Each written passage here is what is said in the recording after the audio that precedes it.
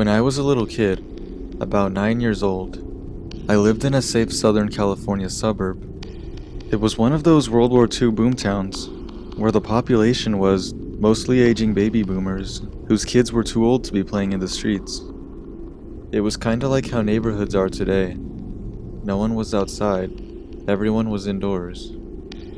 It was the 90s, and my parents let me walk home every day from school.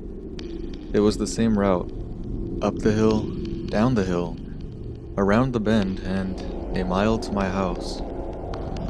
One fall day, I was walking home with my heavy backpack filled with textbooks. I hated how much the weight pulled down on my shoulders.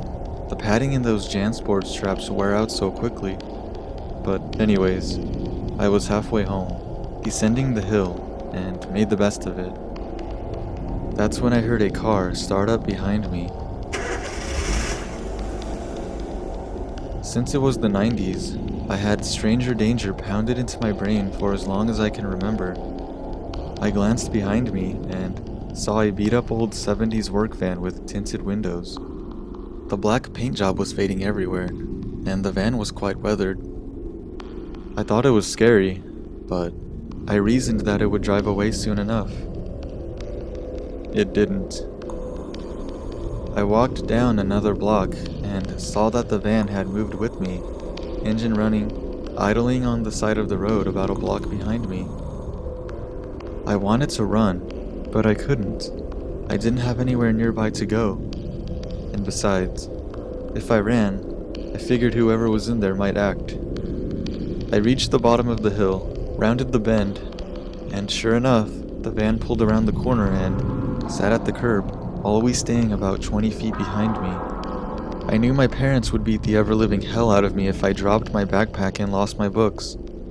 So I jogged along the street, looking for help with my goofy overfilled backpack leaping up and down on the back along the way.